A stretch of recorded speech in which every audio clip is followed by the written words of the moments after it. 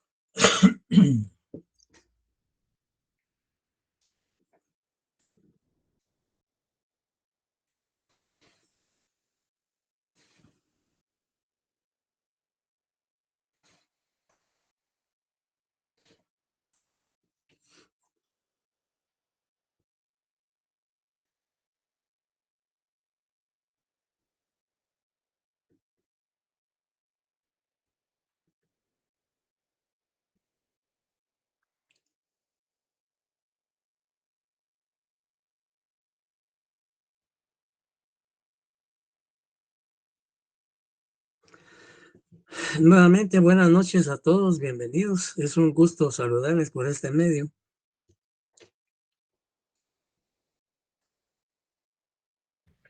Buenas noches, licenciado.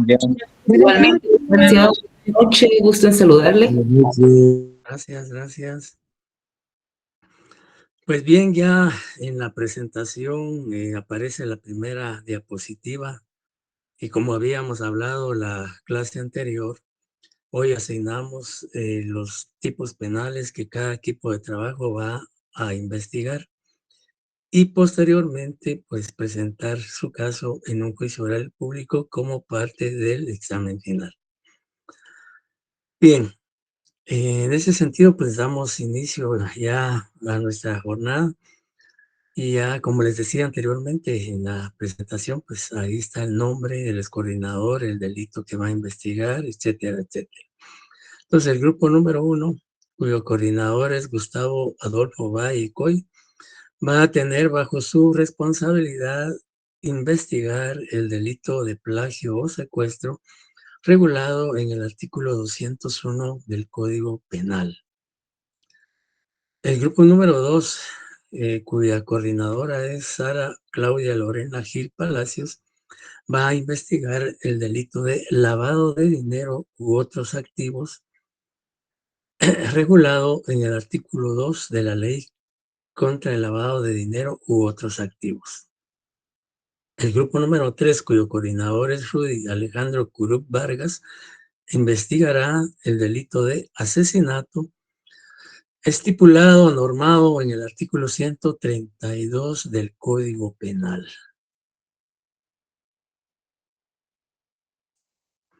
El grupo número 4, coordinado por Nínive Saraí de la Cruz Ramírez, investigará el delito de comercio, tráfico y almacenamiento ilícito de drogas regulado en el artículo 38 de la Ley contra la Narcoactividad. El grupo número 5, coordinado por Claudia Marina Valiente Arriaga, el delito de obstrucción extorsiva de tránsito, artículo 11 de la Ley contra la Delincuencia Organizada. El grupo número 6, coordinado por Catherine Yadira Orellana Camey, el delito de homicidio estipulado en el artículo 123 del Código Penal.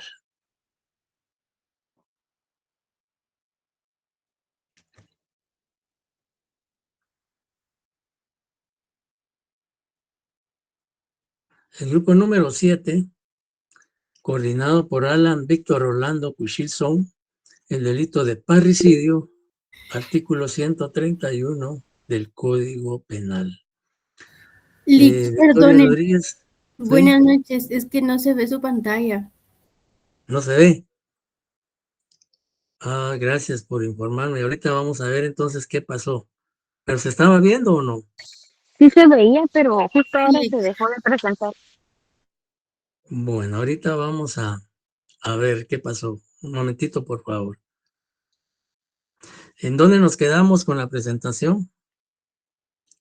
En la segunda diapositiva, Ah, ok.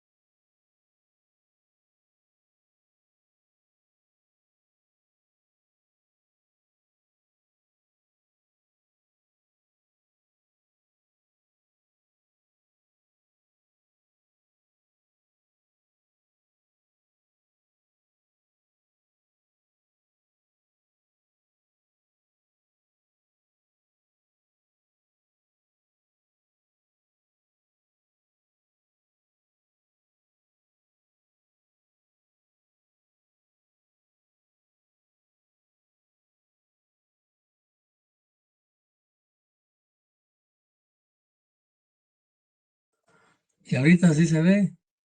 sí, licenciado, ahorita Sí, sí. Lica. Sí, le que se ve. Muchas gracias y perdonen el inconveniente, pero a mí ya me atropella la tecnología. Y llegó tarde la tecnología a mí. Bien, estábamos aquí ya habíamos hablado del grupo número 4, ¿no? Ya Lick se quedó por el 6, creo. El grupo número 6, que coordina Catherine Yadira Orellana Camey, decía, va a investigar el delito de homicidio regulado en el artículo 123 del Código Penal.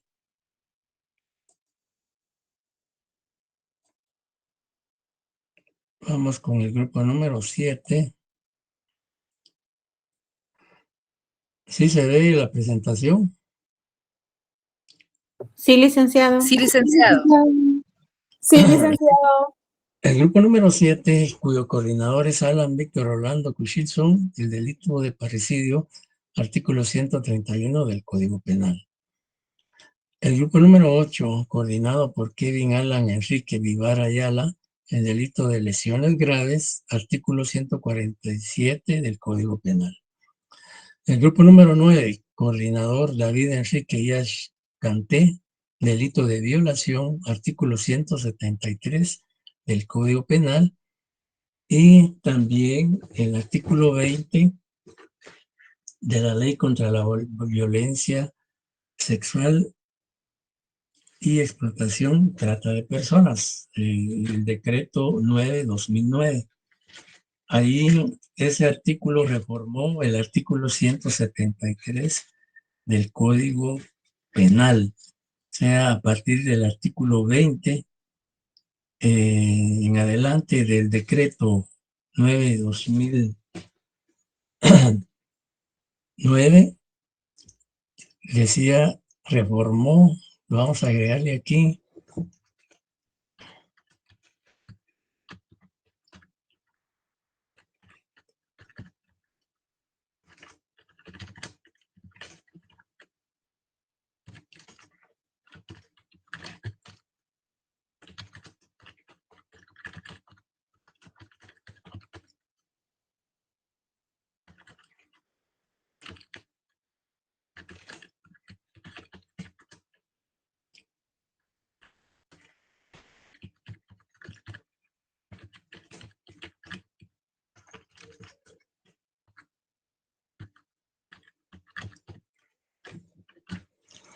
Bien, entonces el grupo 9, coordinado por David Enrique Yash Canté, violación artículo 173 del Código Penal y artículo 20 de la Ley contra la Violencia Sexual, Explotación y Trata de Personas, decreto 9/2009. Y luego el grupo número 10, coordinado por Pedro Francisco Interiano Samayoa, el delito de robo agravado, regulado en el artículo 252 del Código Penal. Acá, pues cualquiera de los supuestos que establece ese artículo, puede ser el numeral 1, numeral 2, numeral 3, etcétera, o puede ser que sean dos numerales. Eso ya queda a discreción del grupo y de acuerdo al expediente que pudieran encontrar. Entonces, esto básicamente son más tarde o mañana más tardar, les estamos mandando esta presentación para que cada coordinador o el equipo de trabajo lo tenga. Alguien me escribía ahí que no tiene grupo. Dulce Anaí López Solares dice que no tienen grupo, pues quizá algunos coordinadores que no tienen todavía los 15 integrantes, pues pudieran adicionar a estos compañeros que no tienen grupo, o que ellos también traten de establecer qué grupos no tienen los 15 integrantes y puedan incorporarse o adicionarse a ese grupo, a esos grupos. Bien, entonces eso es en cuanto a el tipo penal que cada equipo de trabajo va a desarrollar. En cuanto a la metodología que vamos a utilizar para el trabajo de investigación. Aquí Catherine Yadira amablemente está que se comuniquen con ella para los compañeros que no tienen grupo, pues ella amablemente pues se ofrece allí incorporarlos a su equipo de trabajo. Bien, ¿cuál es la metodología que vamos a utilizar para el desarrollo de este caso que vamos a investigar o vamos a formar digamos, la carpeta ministerial de investigación y la carpeta judicial? Como ustedes tienen conocimiento ya, el proceso penal se inicia por cualquiera de los actos introductorios que regula el Código Procesal Penal. Entiéndase denuncia verbal o escrita, querella, conocimiento de oficio, flagrancia o por informe policial y certificación de lo conducente. Entonces, ¿cómo van a iniciar ustedes ese proceso penal? Pues ya queda a discreción de cada equipo de trabajo si lo inician con una denuncia verbal o escrita o con una querella o por delito flagrante. Es decir, como ustedes saben, cuando la policía sorprende flagrantemente al imputado cometiendo el hecho delictivo, pues lo aprenden porque es flagrancia. Entonces ellos hacen un informe, podríamos decir ese informe policial que, en el cual se plasma el día, hora y lugar donde detuvieron a la persona y el hecho por el cual fue detenido y otros aspectos que se consignan en ese informe policial. Por cualquiera de estas tres formas o cuatro formas pueden entonces iniciar el proceso penal. Por favor, si no me escuchan bien, lamentablemente iniciando una gripe, entonces un poco afónico, pero por favor, por el chat, o me levantan la mano o en viva voz me dicen si no me escuchan bien, por favor. Bien, entonces puede ser denuncia verbal o escrita, querella o por flagrancia, que son las tres formas más comunes y usuales de iniciar un proceso penal. Eso no significa que no se pueda hacer por conocimiento de oficio o certificación de lo conducente, que también son actos introductorios que permiten el inicio de un proceso penal. Entonces, cualquiera de esas formas pueden ustedes iniciar el proceso penal. Una vez que hayan formulado la denuncia, querella o flagrancia para iniciar el proceso, pues ya viene la etapa de investigación o la etapa preparatoria. Es decir, Acá en esta fase es donde el fiscal del equipo de trabajo que tiene el papel de fiscal, pues va a desarrollar toda la investigación. Es decir, el que como integrante del grupo que hace el papel de fiscal, pues él va a redactar o a firmar documentos. Por supuesto, la investigación, todo el trabajo tiene que ser en equipo. Todo el grupo tiene que participar en la formación de esa carpeta de investigación y la carpeta judicial. Pero la persona que está haciendo el papel de fiscal, pues tiene que firmar todas las diligencias, documentos que como parte del Ministerio Público realiza en la investigación. Pero, insisto, todo el trabajo pues tiene que ser en grupo, en equipo. Ya el coordinador ya asignará tareas y cada quien debe cumplir con las tareas que el coordinador le asigne. Entonces, desarrollar toda la investigación. ¿Y qué implica toda la investigación? Como lo hemos referido en otras oportunidades en clase, toda la investigación conlleva la recolección, bueno, búsqueda, recolección, obtención de medios de investigación, es decir, testimoniales, documentales, periciales, materiales, científicas, etcétera. Entonces, todo eso es lo que tiene que hacerse en esa primera parte de investigación. Entonces, por ejemplo, si en el caso de testigos, víctimas, testigos, peritos, etcétera, la declaración de la víctima y testigos obviamente tiene que constar por escrito y pues eso se va a plasmar en actas. Entonces, tienen que fraccionar las actas, por supuesto con la fecha actual, dependiendo lo más próximo al caso que ustedes tienen, porque obviamente cuando ustedes obtengan un expediente que les va a servir de fundamento o base para estructurar ustedes su caso, pues van a encontrar actas de entrevistas de testigos con fechas del año pasado, antepasado, qué sé yo. Entonces hay que adaptar esas fechas por ejemplo, vamos a trabajar lo que es marzo, es decir, febrero, marzo, con esas fechas de este año, cambiar nombres, etcétera. Es decir, esas actas tienen que ir firmadas por el fiscal que está haciendo la investigación, el fiscal del grupo. Igual, la declaración de la víctima tiene que ser un miembro del grupo. La declaración de testigos también miembros del grupo. Declaración de agentes aprensores, si fue por flagrancia, pues también integrantes del grupo. Y también agentes captores, si la detención del imputado no fue por flagrancia, sino fue por orden judicial de juez competente, en este caso, pues obviamente juez de instancia penal, pues también entrevistar a los agentes que detuvieron al imputado.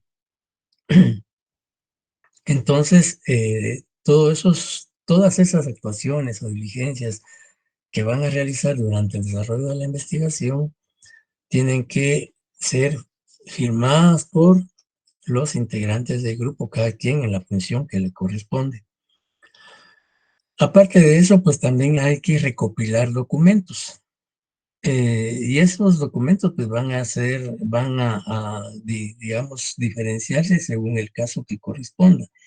Por ejemplo, a los compañeros del grupo que les tocó homicidio, parricidio, violación, asesinato o femicidio, pues tendrán que recabar una certificación de defunción al RENAP, por, digamos, no, digamos, como simulando, pues, que, por ejemplo, el fiscal, pues, pedirá al RENAP, pues, digamos, haciendo la aclaración de que no va a hacerlo directamente a RENAP, sino pues va a simular como que está haciendo, dirigiéndose a RENAP, recabando o solicitando una certificación de defunción de la víctima. Digamos, un informe médico forense donde, digamos, conste la causa de la muerte y otros aspectos importantes que se plasman en un informe médico forense. A recabar antecedentes penales, policíacos, informes a instituciones públicas, etcétera. Eso va a depender del caso asignado.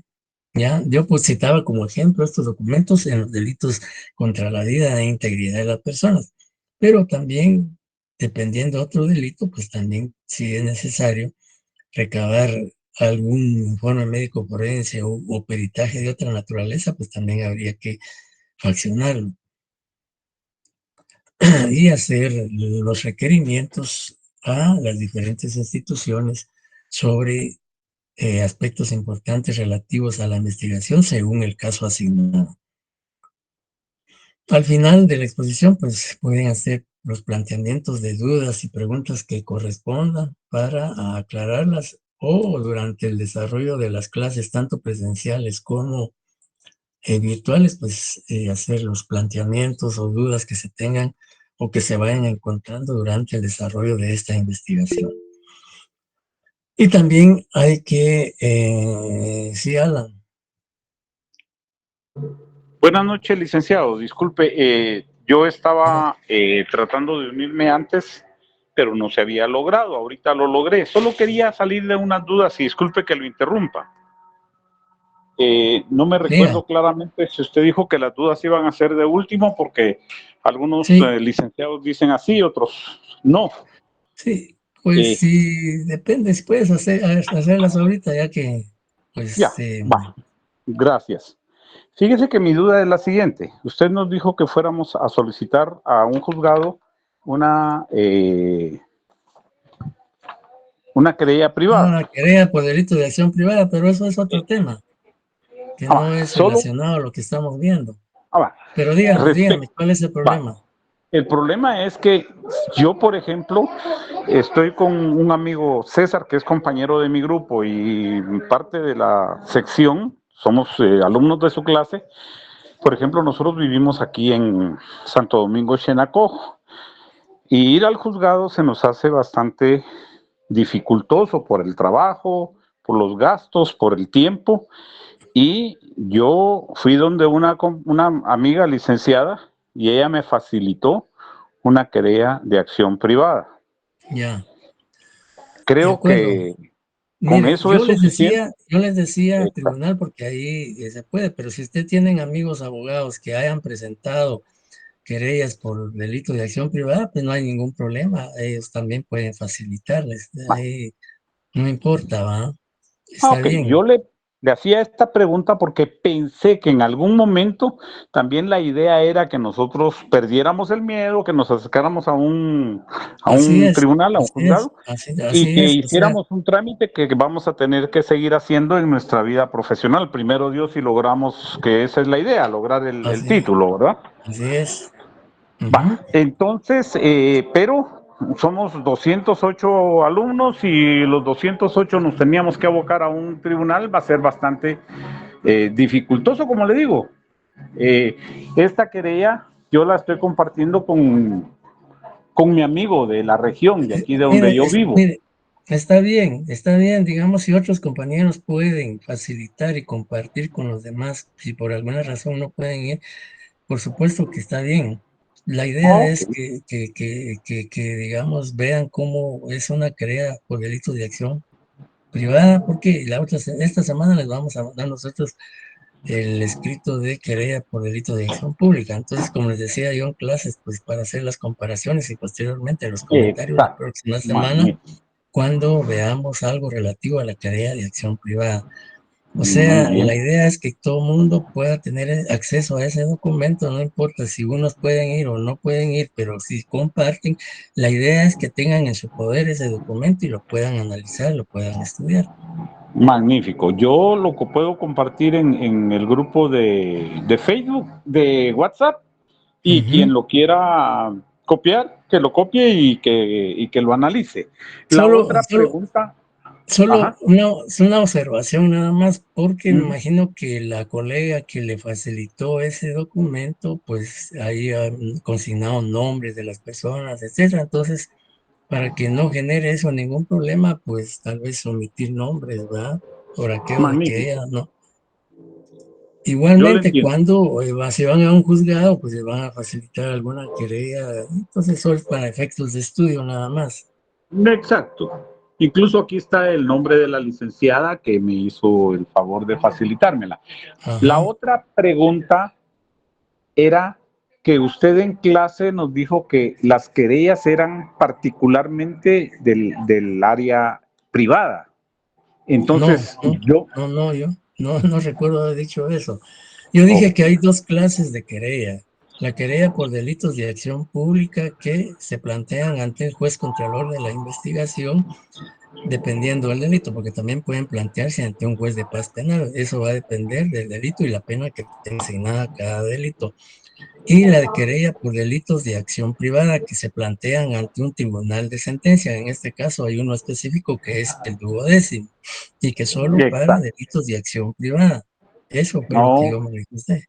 tal vez yo lo interpreté mal y por eso dije, le voy a preguntar porque yo había entendido de que las querellas eran particularmente del delito de acción privada. Y ahora, cuando después nos dijo que íbamos a compararlas con la querella de delitos de acción pública, dije, bueno, entonces definitivamente yo estaba confundido y espero que solo yo haya sido. Lo quise hacer así en clase y preguntarle abiertamente para si hay algún otro compañero que tuviera la misma idea que yo, que había interpretado mal su explicación, que lo corrija. Gracias, Ajá. licenciado. Y entonces voy a omitir los nombres incluso de la abogada que me dio esta querella y la voy a compartir con los amigos. Gracias, muy amable, Ajá. Nada, para servirle. con los compañeros. Lo que sí tal vez pudo haber originado alguna confusión es que en las querellas por delito de acción privada, solo el agraviado, ofendido o víctima y o representante legal son los que actúan, los que accionan.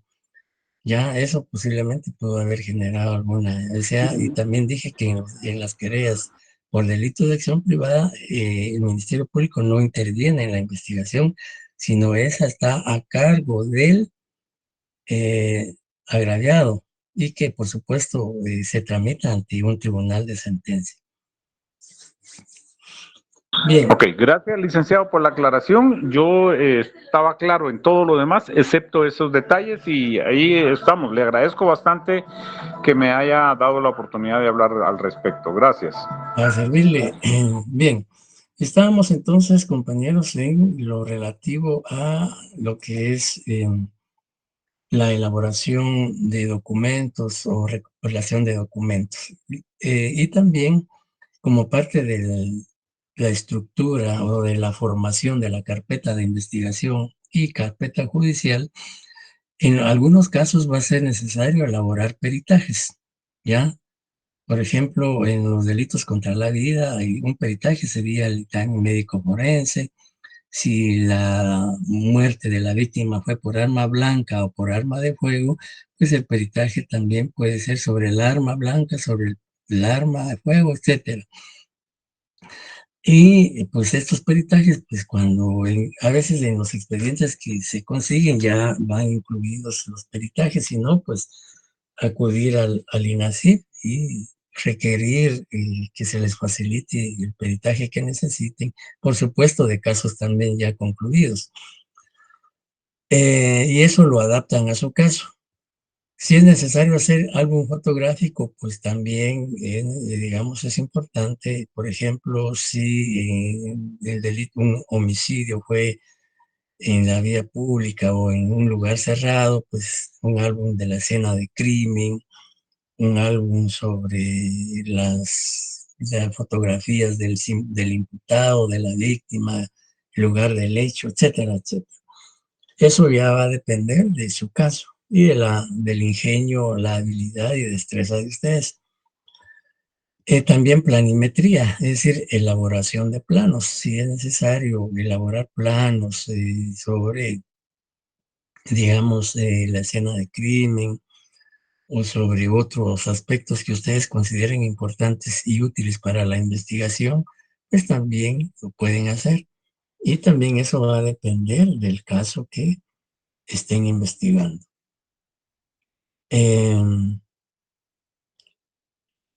Luego, pues seguimos con la dinámica que hay que seguir.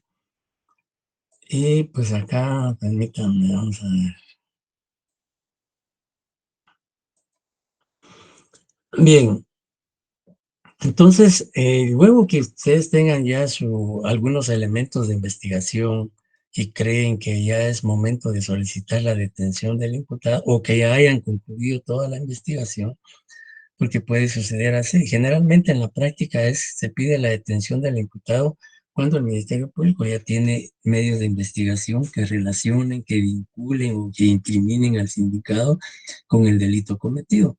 Por ejemplo, ya escucharon testigos, ya tienen documentos, ya tienen peritajes, que esos elementos permiten suponer que el imputado participó en la comisión del hecho delictivo. Entonces el Ministerio Público solicita en una audiencia oral y pública la detención del imputado. Y eso, pues, toda esa audiencia se hace constar en un acta, que se llama acta sucinta, y es un acta sucinta porque es un acta en donde se resume lo más importante que aconteció en esa audiencia oral y pública. Es decir, no se consignan muchos aspectos que no son relevantes, sino solo aspectos importantes. Entonces, eh, tienen que faccionar o elaborar esa acta donde conste la audiencia oral y pública, donde el Ministerio Público compareció ante el juez contralor de la investigación a solicitar la aprehensión del imputado. Si su caso lo inician por delito flagrante, pues obviamente ahí no va a ser necesario solicitar la orden de aprehensión porque ya fue detenido el imputado y pues ya no es procedente. La solicitud de aprehensión solo cuando no ha sido detenido flagrantemente y se solicita al juez la orden judicial para que ordene la aprehensión o detención del sindicado. Entonces, eso pues tiene que también constar en la carpeta de investigación. Luego de la primera declaración, de la solicitud de orden de aprehensión del imputado, pues también en esa acta se hace constar si el juez la autoriza o no la autoriza, etcétera, etcétera. Luego de esa diligencia, el detenido es aprehendido y es consignado o puesto a disposición del juez que ordenó la detención, o si es por flagrancia, al juez de turno, etcétera. Entonces, se debe desarrollar la audiencia oral bilateral de primera declaración del sindicado. Y esa también se hace constar en un acta sucinta, que es la que también tiene que ustedes incorporar a su carpeta de investigación. Es decir, en esta audiencia oral y pública, el juez pues escucha al imputado, escucha a las partes y luego de eso pues el juez tiene que resolver la situación jurídica del sindicado. Y el juez tiene que plasmar en esa acta o en esa audiencia se tiene que desarrollar conforme lo que establece el artículo 82 del Código Procesal Penal. El artículo 82 establece todo el desarrollo de una primera declaración del sindicado, ¿ya? Todos los pasos que hay que seguir respecto a esa declaración. Y eso se hace constar en un acta y que también tiene que obrar en la carpeta judicial. Sí, Lisette. Perdón, licenciado, es que hay una compañera que tiene ¿Perdón? su micrófono abierto. Era todo, licenciado, gracias. Muchas Hay una gracias, por compañera favor. que tiene su micrófono abierto. Muchas gracias. Por favor, si alguien tiene el micrófono abierto, si pudiera silenciarlo o apagarlo, por favor. Bien. Eso también, digamos, en esa audiencia de primera declaración, el juez al resolver la situación jurídica del imputado puede o debe dictar auto de procesamiento, prisión preventiva o medidas sustitutivas. Sin embargo, también de acuerdo al artículo 272 del Código Procesal Penal puede decretar falta de mérito, pero esto como para fines docentes nos interesa este caso o esta investigación llevarla hasta debate, pues obviamente no se va a dictar falta de mérito, sino que, y también por el tipo de delito que fue asignado, pues el juez va a vincular al proceso penal al sindicado dictando autoprocesamiento y de conformidad al delito, si procede prisión preventiva, pues dictará prisión preventiva. Por ejemplo, los delitos de plagio, secuestro, femicidio, homicidio, parricidio, hurto, robo agravado, etcétera, hurto agravado, robo agravado, no tienen medida sustitutiva, entonces hay que dictar prisión preventiva. Si el delito de conformidad con el artículo 268, 64 del Código 64 del Código Procesal Penal, si puede otorgarse medida sustitutiva al sindicado, pues entonces el juez dicta medida sustitutiva. Todos estos aspectos tienen que ir consignados en el acta sucinta de primera declaración del imputado. Luego de que concluyan la investigación o toda la etapa preparatoria, pues ya viene la formulación de la solicitud de apertura a juicio y acusación. Recuerden ustedes que el Ministerio Público, al concluir su investigación, está obligado a presentar cualquiera de los actos conclusivos que establece el Código Procesal Penal. Puede ser en este caso, como nos interesa llevar el proceso hasta debate, pues en este caso se va a tener que pedir la solicitud de apertura a juicio y formular acusación. Sin embargo, en la práctica, en la realidad, pues como les decía, el Ministerio Público puede pedir cualquier acto conclusivo dependiendo su investigación, como puede ser una clausura provisional, un sobreseimiento o una suspensión condicional de la persecución penal o un criterio de oportunidad, si no se hubieran pedido estas dos últimas antes de que el Ministerio Público concluyera la etapa de investigación. Entonces, se formula la acusación, la solicitud de apertura a juicio y acusación. También, como ustedes saben, y todo eso pues ya fue materia de exposición en Derecho Procesal Penal 1, cuando se formula la acusación por parte del Ministerio Público, pues se tiene que realizar una audiencia en la etapa intermedia, que es que se denomina audiencia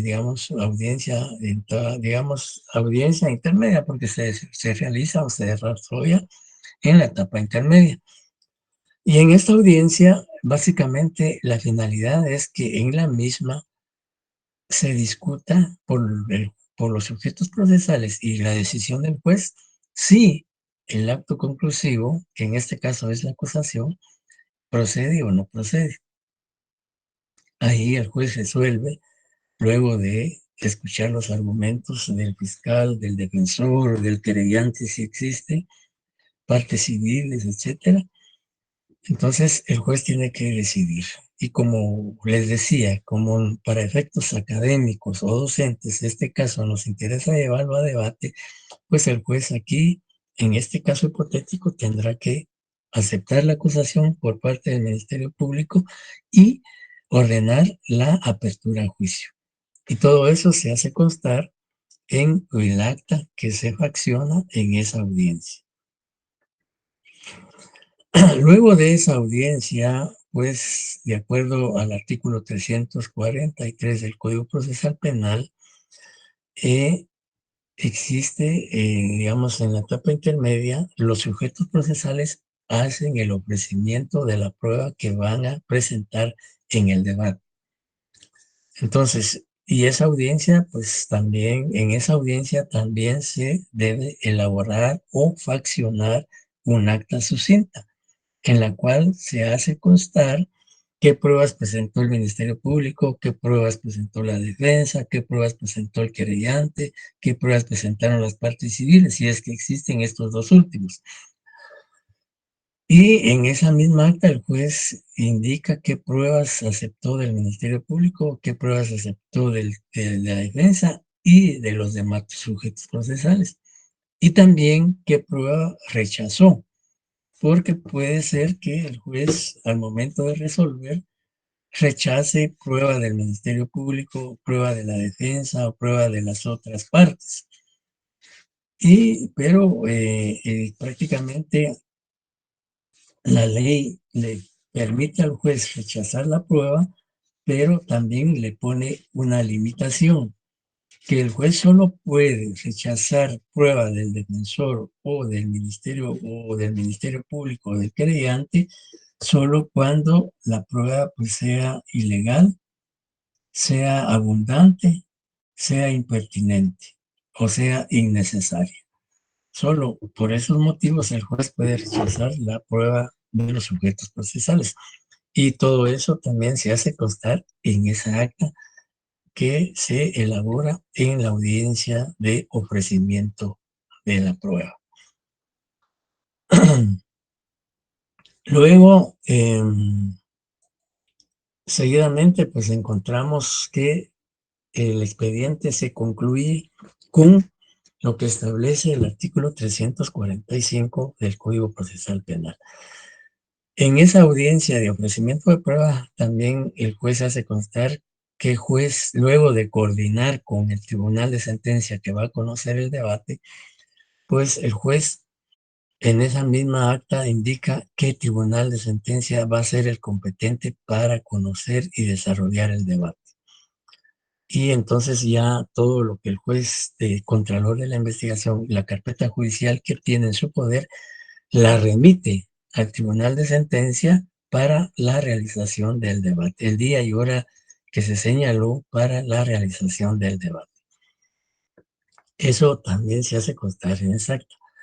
Y algo importante es que se debe notificar a las partes, o en este caso, como de acuerdo al artículo 160 y 169 del Código Procesal Penal, las resoluciones que se editen en una audiencia se les notifica ahí de una vez a las partes en forma verbal. Y todas aquellas resoluciones judiciales que no se dictan en audiencia, pero que sí es necesario notificar a las partes, pues se les notifica en el lugar que que ellos señalaron para recibir notificaciones. Entonces, en cuanto a la remisión de actuaciones, sí hay que notificarle a las partes qué juzgado o qué tribunal de sentencia va a conocer ese caso en debate. Bien, luego la función de juez contralor de la investigación o juez o jueces de sentencia, recuerden ustedes que actualmente existen jueces de sentencia unipersonal, que es un solo juez de sentencia, y hay jueces de sentencia colegiados, que son un tribunal de sentencia, que está integrado por 3 jueces, un presidente, un vocal primero y un vocal segundo. Entonces, tanto el juez contralor de la investigación como el juez de sentencia o jueces de sentencia tienen que ser integrantes del grupo, ¿ya? Por eso decíamos que cada equipo de trabajo debería tener 15 integrantes o 10 para que se haga la distribución de las funciones. Ya a uno se les va a asignar el juez contralor, otros jueces de sentencia, que son los que van a actuar en el debate. Unos van a ser defensores, otros van a ser testigos, otros van a ser víctimas, otros van a ser peritos, etcétera, etcétera. Pero tienen que ser los integrantes del grupo. El agente fiscal tiene que ser del grupo. El abogado defensor tiene que ser del grupo. El imputado, víctima, testigos y peritos, querellante adhesivo, sí existe en el caso que ustedes van a estructurar, pues todos van a ser integrantes del grupo. Y cada quien va a asumir una función.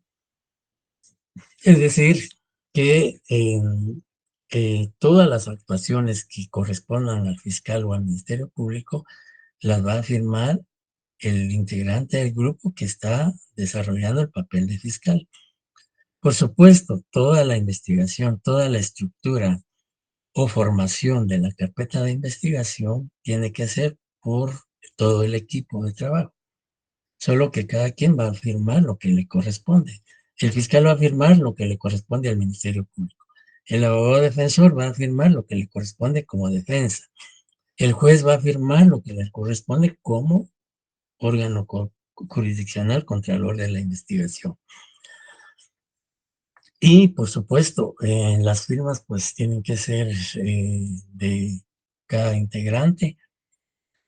para no solo fotocopiar documentos e incorporarlos a la carpeta de investigación, ¿no? Sí, todo, digamos, todos esos documentos tienen que ustedes adaptarlo a su caso. Bien, entonces todos los documentos deben ir firmados por los alumnos que desempeñan las funciones, ya lo dijimos, asignados con fecha actualizada, es decir, como vamos a trabajar febrero y marzo, este expediente pues tiene que ser en esas fechas y por supuesto del año 2026. Digamos, el trabajo no incluye sentencia ni acta de debate, es decir, el trabajo, como les decía, llega, que tienen que entregar, llega hasta lo que dice el artículo 345, que es la remisión de las actuaciones. Hasta ahí está el trabajo con sus respectivas notificaciones.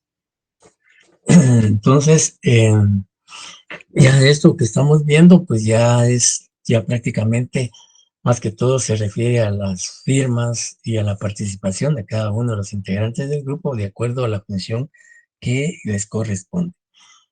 Y les decía que el trabajo no incluye sentencia ni acta de debate, porque si el caso de ustedes asignado, lo van a presentar como parte del examen final, como en abril y mayo más o menos,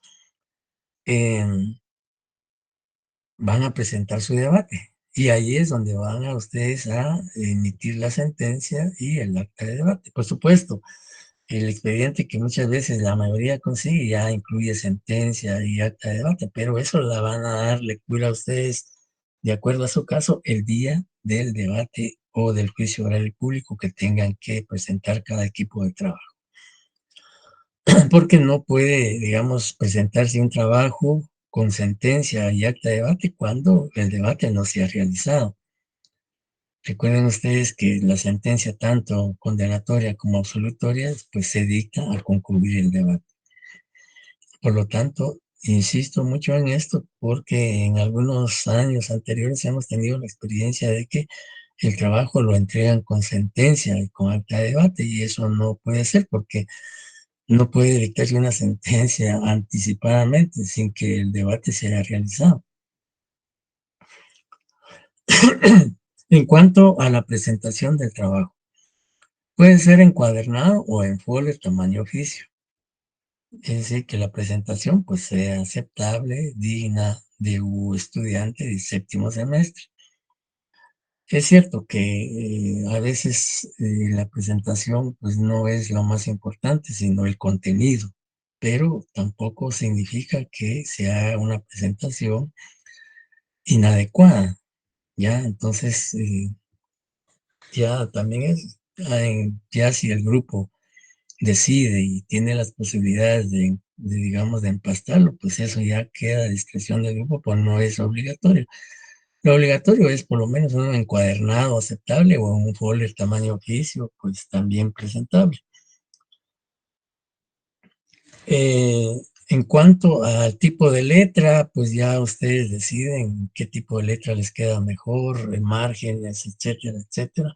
Y ahora ustedes que son los especialistas ahora en cuanto a tecnología y manejan muy bien todos esos aspectos, pues ya quedará ustedes, pues sí es conveniente pues utilizar hojas tamaño oficio, pero ya el tipo de letra, márgenes, etcétera, y otras circunstancias relacionadas a la tecnología, pues ya queda a discreción de ustedes. En cuanto a la fecha de presentación, pues no señalamos por el momento día y hora de entrega, toda vez que dependemos del descanso de Semana Santa y huelga de Dolores. Entonces tenemos que estar bien enterados de cuándo la universidad interrumpe las actividades académicas y administrativas por el descanso de Semana Santa y por huelga de Dolores. Entonces, más adelante vamos a indicar la fecha exacta en que hay que entregar el trabajo, pero sí tiene que ser en el mes de marzo. Ya en el mes de marzo tenemos que entregar este trabajo porque recuerden ustedes que este semestre es corto Imagínense, ya estamos febrero y estamos comenzando pues todavía el semestre y tenemos mucho que abordar todavía. Entonces, la idea es que el trabajo se entregue en marzo para que a más tarde, a mediados de abril, como hay exámenes también, primeros, segundos, parciales, a mediados de abril empecemos a desarrollar los debates, ya entre abril y mayo, que se realicen los debates, porque son 10 grupos y pues tenemos que señalar día y hora para la realización de los debates. Pues fijo, vamos a realizar los lunes y viernes, que son las clases que nos corresponden, pero si solo trabajáramos lunes y viernes, difícilmente nos dé tiempo, entonces vamos a tener que utilizar 1 o 2 días de la semana, o bien fin de semana, sábados, pero en su momento ya cuando tengamos todos los trabajos entregados, vamos a hacer el calendario y señalar día en que le corresponde a cada grupo presentar su caso en ese juicio oral y público. Entonces, la fecha de presentación pues queda pendiente. Esa básicamente en términos generales es la metodología que hay que utilizar para la estructuración o formación de la carpeta de investigación y la carpeta judicial.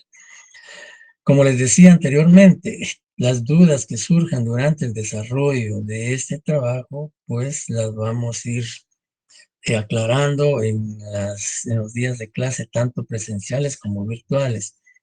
O pues a través de Classroom pueden plantear sus dudas y nosotros las respondemos, o bien por el chat de los grupos que está coordinando el licenciado Javier Gustavo. Entonces, a efecto pues de que no tengamos mayor inconveniente en el desarrollo de este trabajo. ¿Cómo vamos a conseguir los expedientes o los documentos que nos van a servir de base para esta investigación? Pues necesariamente hay que acudir al Ministerio Público, a los tribunales, al INACIP y a otras instituciones que nos puedan apoyar con esta tarea. Si hubiese algún inconveniente, que en alguna institución le soliciten una nota del profesor o del catedrático en la cual se indique que lo que se solicita es para efectos académicos, de estudio, etcétera, y como parte del curso, pues por favor nos avisan para que entonces hagamos la nota y ustedes la presenten en aquellas instituciones donde sean requeridas. Y pues por supuesto vamos a estar sin comunicación para cualquier sugerencia, cualquier inquietud, cualquier duda que pueda existir respecto a esto. Entonces les dejo la palabra para que planteen dudas con relación a lo que, digamos, tengan respecto a lo que hemos planteado. Como les decía, más tarde o más tardar mañana les estaremos enviando esta presentación por Classroom o por el chat del grupo o de los grupos. Entonces, no sé qué dudas tengan. Perdone. Licenciado, buenas noches. Buenas noches. Sí, Solo una consulta. ¿Eso tiene que estar escrito a mano o a computadora? Es que se me entrecortó, no le entendí muy bien mire, esa parte. a mano va a ser, creo yo, más difícil, ¿no? Pero si el grupo decide hacerlo a mano, no hay inconveniente, pero de preferencia es que sea en computadora. Perfecto, licenciado, muchas gracias. ¿Alguien más había Sí, solicitado la licenciado. palabra? Sí, buenas Vidal, noches. manos. Quería preguntar también con respecto a la audiencia de etapa intermedia y primera declaración. Yo me acuerdo que en la primera clase usted nos mencionó algo sobre eso, ¿Perdón? pero ¿también se va a realizar? ¿Cuál? Sí, sí. La Bueno, audiencia de... la audiencia no la van a realizar ustedes porque no daría tiempo. Nosotros sí vamos a hacer esa audiencia de solicitud de aprehensión y de primera declaración, la vamos a hacer nosotros. Sí, el grupo va a hacer otras audiencias, otros grupos que van a ser seleccionados o al azar o por sorteo, como sea, van a hacer otras audiencias, pero para este trabajo las audiencias no la van a realizar, solo las actas donde se desarrollan esas audiencias. Bueno, No, licenciado, gracias. no sé si quedó claro. Sí, sí, pero cuando se refiere a que nos va a avisar o le va a avisar a los grupos que les corresponda realizar esas audiencias, usted nos va a Sí, notificar con sí, en su tiempo. momento les vamos a explicar, por ejemplo, solo ejemplo, ¿verdad? Por ejemplo, el grupo número 1 se le asignó desarrollar la audiencia de acusación, por ejemplo, y al grupo 5 el de revisión de medida de coerción, que vamos a hacer, vamos a hacer algunas audiencias, por ejemplo, vamos a hacer la audiencia, nosotros vamos a hacer la de solicitud de aprehensión y primera declaración. Luego otros grupos van a hacer audiencias de acusación o de audiencia intermedia, audiencia de revisión de medidas de coerción y audiencias de ofrecimiento de prueba, que son esas básicas las que vamos a hacer. Y luego, como parte del examen final, el debate que cada grupo va a desarrollar. Por eso Así les quedó claro, decía licenciado, yo, gracias. por eso les decía yo que hoy en día hay mucha facilidad para ir a ver a un juzgado cómo se realiza una audiencia. Todos los días hay audiencias de etapa intermedia o en la etapa de investigación. También todos los días hay debates. Y los que puedan ir a los juzgados y tribunales de sentencia, ir a ver cómo se desarrolla, pues eso también sirve mucho para la formación. Y también hoy, pues a veces hay audiencias que se transmiten por las redes sociales y entonces también hay oportunidad de ver, independientemente de las que nosotros vamos a hacer en su momento. Eso ya será en las próximas semanas que empecemos ya a ver audiencias, a verlas y dar una explicación de las mismas y luego hacerlas. Sí, Joel. Licenciado, buenas noches y buenas noches compañeros. Solamente para ver si tengo entendido el contexto, el procedimiento del trabajo, sería que tendríamos que buscar un expediente que sea obviamente acoplado al caso que nos tocó y en base a ese expediente nosotros vamos a transcribir, obviamente cambiando nombres, fechas y todo lo relacionado con cada aspecto que le toque al juez, al sindicado, al querellante, al acusado, etcétera. Entonces todos esos documentos nosotros los vamos a transcribir como grupo acoplado a nuestro Caso. caso, cambiando los nombres, cambiando las fechas, etcétera, etcétera, siguiendo los puntos que usted nos indicó en las diapositivas, indicando, por ejemplo, las fechas en las actas, perdón, las fechas, por ejemplo, febrero, 2 de febrero, la siguiente 15, 25, marzo 10, etcétera, etcétera, hasta llegar, por ejemplo, antes, obviamente, de la sentencia y el debate, ¿verdad? No sé si así capté bien la idea para, pues, Sí, estar en sintonía. Gracias, sí, licenciado. en efecto, usted lo resumió bien. Digamos, hay que acudir al Ministerio Público, como les decía, a los tribunales, al INASIF, a RENAP, etcétera, para que les faciliten los documentos que ustedes necesitan. Entonces, eso les va a servir de fundamento base para que ustedes lo adapten a su caso. Ya. Y pues, por ejemplo, a los que les tocó delitos de femicidio, asesinato, parricidio, homicidio, etcétera, pues acudir a la Fiscalía contra delitos contra la vida e integridad de las personas, que pues muchas veces han apoyado. Entonces, los que les tocó secuestro, pues a la Fiscalía contra el Crimen Organizado, a la Unidad de Secuestros, contra secuestros, y así sucesivamente. Entonces, sí, digamos, ellos van a facilitarles, por supuesto, expedientes ya concluidos o fenecidos de años anteriores, porque obviamente no les pueden otorgar documentos de expedientes que están aún en trámite. Entonces, como decía el compañero Joel, es de adaptarlo a su caso con fechas recientes, firma de los compañeros de los grupos. Por ejemplo, si consiguen actas sucintas donde firma el juez primero de primera instancia penal con su nombre y firma, pues obviamente no van a presentarlo así, pues tienen que adaptarlo a su caso y firmar el integrante del grupo que está haciendo el papel de juez. Y así sucesivamente con el fiscal, defensor, etcétera, etcétera. No sé si alguien más quisiera preguntar.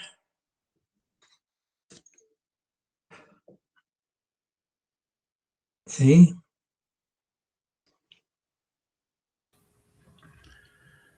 Muy buenas noches, licenciado. Sí, sí, Rocael. Sí, disculpe. Con todo respeto, licenciado, usted me parece que nos dijo que nos iba a compartir el material que hasta la fecha del día de hoy hemos visto en las diapositivas. He buscado, pero no he encontrado todavía. No sé si usted ya lo compartió o no. Esta semana lo vamos a hacer. Ok, esa era mi inquietud y mi pregunta. Muchas gracias, licenciado. Para servirle. ¿Alguien más?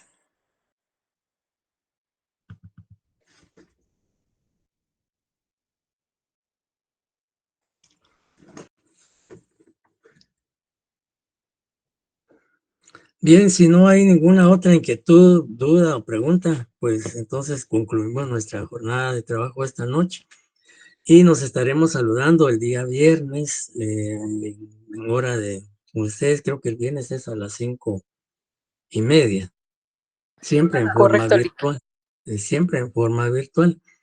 Y entonces vamos a seguir atendiendo las inquietudes o dudas que podamos que ustedes puedan tener con relación no solo a ese trabajo, sino que a los puntos o temas que vayamos exponiendo en la clase. Así es que feliz noche, buen descanso y primero Dios nos estamos saludando el día viernes. Gracias, licenciado. Que descanse. Buenas noches. Buenas noches.